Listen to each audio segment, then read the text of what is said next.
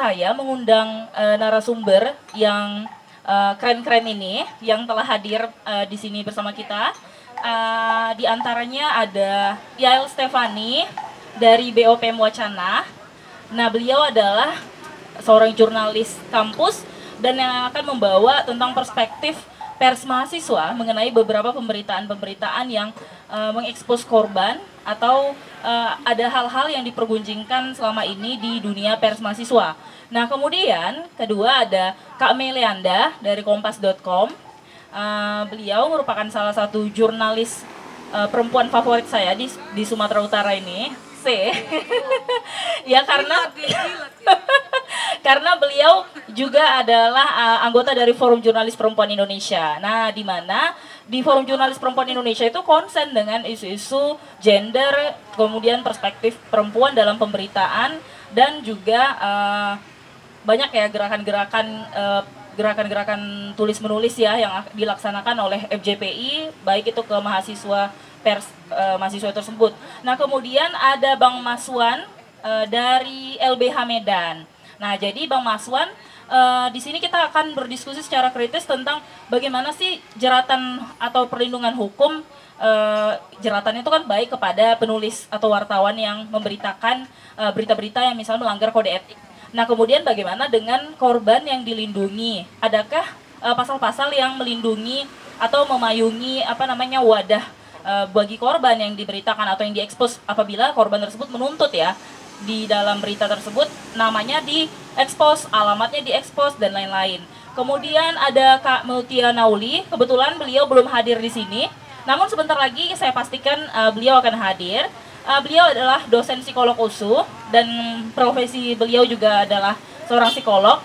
Kita juga mau mengupas perspektifnya beliau mengenai kasus ini dari ilmu psikologi atau dari perspektif perspektif psikologis. Artinya ada apa ya? Ada upaya sadar yang kita juga ingin angkat bersama. Bagaimana sih penanganan-penanganan seperti ini atau bagaimana sih berita-berita seperti ini menimbulkan dampak atau menimbulkan efek berkepanjangan kepada korban, baik juga kepada keluarga korban. Nah, ini adalah diskusi yang menarik, namun jarang sekali untuk diperbincangkan oleh kita yang oleh kita yang warga sipil ini gitu kan. Karena kan yang mengadakan diskusi-diskusi seperti ini adalah kebanyakan media atau kebanyakan dari jurnalis-jurnalis. Kadang saya lihat ada juga tagline di Jakarta baru-baru ini juga itu dari Aji Jakarta melaksanakan diskusi seperti ini, tapi dia lebih ke framing pemberitaan pers terhadap korban dan pelaku kekerasan seksual gitu. Nah, jadi ini framingnya. Nah, kali ini kita mau lebih bagaimana kita melakukan kritik dan refleksi bersama terhadap beberapa media-media atau terhadap personil ya. Itu yang mau kita perbincangkan. Ini salahnya di mana? Ini personil atau medianya yang kurang kritis dalam mengedit berita, misalnya seperti itu. Oke, tanpa berlama-lama lagi, saya akan panggilkan narasumber yang telah hadir pada malam hari ini. Saya mulai dari Yael, mohon tepuk tangannya. Silakan Yael. Kemudian disusul dengan Kak Mei. Boleh Kak, silakan bergabung dengan kita. Nanti kalau Bu Mutia sudah hadir, nanti saya baru turun ke bawah. Oke, kemudian Bang Maswan boleh bergabung bersama kita di sini. Tepuk tangan dong. Mentang-mentang dari sama-sama LBH jadi males tepuk tangan. Oh, nggak ada ya? Oh, nggak ada ya? Oke. Nah, jadi kalau misalnya, bentar ya, saya buka dulu tornya. Memang tornya tadi kita tulis tidak spesifik, tapi sekiranya ada beberapa ada satu wacana di sini yang mau saya garis bawahi dan kita sikapi secara kritis, yaitu dewasa ini kekerasan seksual tampil di media dengan dua mata pisau, seperti dua mata pisau. Pada satu sisi pemberitaan terkait kekerasan seksual ini dimaksudkan untuk menimbulkan efek jera kepada pelaku kekerasan seksual. Nah, supaya tidak terulang lagi. Namun di sisi lain, mayoritas korban kekerasan seksual itu menjadi korban kedua kalinya atau diperkosa 2 kali, atau mendapatkan perlakuan kekerasan 2 kali. Pertama dari pelaku, kedua dari media. Kenapa? Karena tidak sedikit wartawan yang notabene memiliki wawasan kode etik justru mengamininya dengan menuliskan berita yang cenderung hanya meningkatkan tren dan branding media dengan judul yang terkadang tidak logis dan syarat akan victim shaming. Mulai dari mengekspos korban, rumah korban, kegiatan atau aktivitas korban sehari-hari, serta penyebaran foto-foto korban. Nah, baik, saya akan langsung memberikan kesempatan kepada setiap narasumber untuk memberikan perspektifnya terkait wacana yang kita tawarkan kepada publik pada malam hari ini. Langsung saja kepada Yael Stefani. Oke, terima kasih untuk moderator. Terima kasih juga untuk literasi dan perempuan hari ini yang udah memberikan saya kesempatan ya pada malam hari ini untuk setidaknya berbagi aja gitu kan. Karena saya sungkan sekali kan dengan para senior-senior saya yang ada di samping ini, saya agak sedikit gugup gitu kan karena karena saya masih belajar ya kan, masih hanya sebagai jurnalis sekitaran kampus saja, belum terlalu luas sekali lah yang kayak ini sebelah kanan saya ini yang udah menjurus seluruh Indonesia ya kan Kak. Ini ngumbangnya berlebihan sekali ya.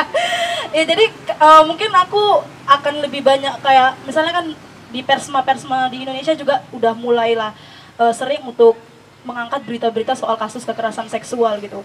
Mungkin aku sedikit refleksi gitu kan. Kalau teman-teman pernah membaca soal kasus Agni yang mahasiswi UGM yang dimana pada pers Balairung ya, yang mereka menerbitkan tulisan panjang soal bagaimana Agni sebagai penyintas yang akhirnya melakukan pelecehan seksual selama KKN di Ternate tuh kalau nggak salah, saya lupa. Nah dari kasus itu banyak perdebatan yang terjadi gitu kan, banyak pro dan kontra gitu kan. Ada yang bilang kalau penulis terlalu rinci menceritakan atau terlalu rinci mengumbar bagaimana perilaku pelaku dalam melakukan kekerasan seksual terhadap penyintas gitu kan. Begitu juga ada yang bilang itu terlalu cabul dan itu akhirnya bakal memperkosa atau misalnya bakal membuat korban jatuh untuk kedua kalinya gitu. Tapi satu yang aku baca gitu kan, aku baca dari berbagai media juga dan dari berbagai bara opini juga dari para media.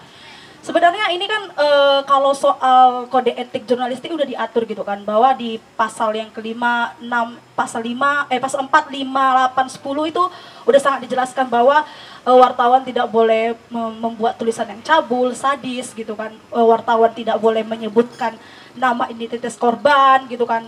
Baik itu dari alamat, di mana dia bekerja atau dia sekolah atau dia kuliah, dia jurusan mana apapun itu. Terus wartawan gak boleh aku lupa. Aku harus buka catatan dulu. Kayak kan? Karena aku belum terlalu hafal sekali. Kakak mau nengok? Janganlah. Iya ya kan? Iya, yang paling penting wartawan nggak boleh menuliskan berita atau tulisan itu berdasarkan prasangka atau opini. Itu yang paling penting juga dalam pemberitaan.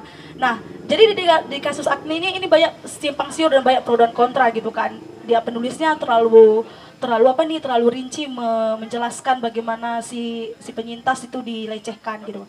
Tapi yang aku juga baca gitu kan dari tulisan si Citra ya, penulisnya pada saat itu, dan aku juga udah sempat pernah kemarin juga sempat sharing ke dia gitu kan. Bagaimana sih cara dia gitu kan, atau apa yang menjadi alasan dia gitu kan untuk menceritakan secara rinci soal tulisan itu. Dan dia bilang gitu, ini semua dari perspektif korban katanya. Dan itu semua tulisan itu adalah hasil dari kesepakatan ke penyintas pada saat itu. Ya, dia nama Agni pasti disamarkan kan. Nama Agni disamarkan, itu bukan nama sebenarnya, dia di jurusan manapun tidak disebutkan dalam tulisan itu. Tapi ketika dia ingin menuliskan secara rinci kronologis kejadiannya, dia bertanya dulu sama si korban atau si penyintas kemarin itu, apakah aku boleh menceritakan secara rinci ini kasusmu, bagaimana kau dilecehkan pada waktu di KKN gitu. Dan si penyintas bersedia pada saat itu. Namun si Citranya bilang gitu kan, ini sebelum itu pun kami bakalan terus berdiskusi dulu gitu kan. Apakah ada nggak resiko-resiko yang terjadi, bagaimana nanti penanganannya ke depan ketika tulisan ini bakalan naik. Nah ini yang paling terpenting gitu kan. Ini menjadi pro dan kontra pada saat itu, dimana si Citra pun agak sempat kemarin agak bingung ini kan, antara ditulis secara rinci atau tidak. Tapi akhirnya dia tetap nulis secara rinci karena dia berpegang pada perspektif korbannya gitu kan. Aku udah bertanya dulu sama korban, aku udah bertanya dulu secara kesiapannya, dan kami sudah berdiskusi dan menyiapkan lah secara mental dan mental psikologisnya, terus dengan jalur hukumnya ke depan kalau tulisan ini bakalan naik gitu. Nah, terus akhirnya aku juga berbincang juga kemarin sempat ngobrol juga sama editor tulisannya, si Tovan Sugandinya. Dia juga mengatakan gitu kan, sebelum draft tulisan itu naik gitu kan, draft itu ditunjukkan dulu kepada narasumber. Nah, mungkin di kode etik jurnalistik ya Kak, mungkin draft tulisan nggak boleh gitu kan ditujukan kepada narasumber, apalagi kalau narasumbernya berlatar belakang pemerintah atau segala macamnya. Tapi karena ini kasus kekerasan seksual, menurutku karena kita juga berpegang pada perspektif korban, itu menurutku sah saja menurut aku. Kalau dalam kasus kekerasan seksual ya teman-teman, ini yang perlu ditekankan gitu kan. Karena kalau secara kode etik secara luasnya, ya narasumber gak berhak untuk minta draft tulisan dari wartawan gitu. Tapi karena ini kasus kekerasan seksual, itu sah saja menurutku. Karena yang terpenting adalah yang berhak protes terhadap tulisan tentang kasus kekerasan seksual itu cuma korban atau penyintas. Karena dia yang bakalan diangkat.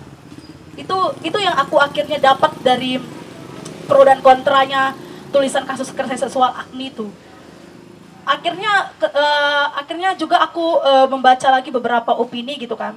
Dan juga aku bertanya sama Citra, apa alasan mereka akhirnya mereka berani untuk menceritakan secara rinci.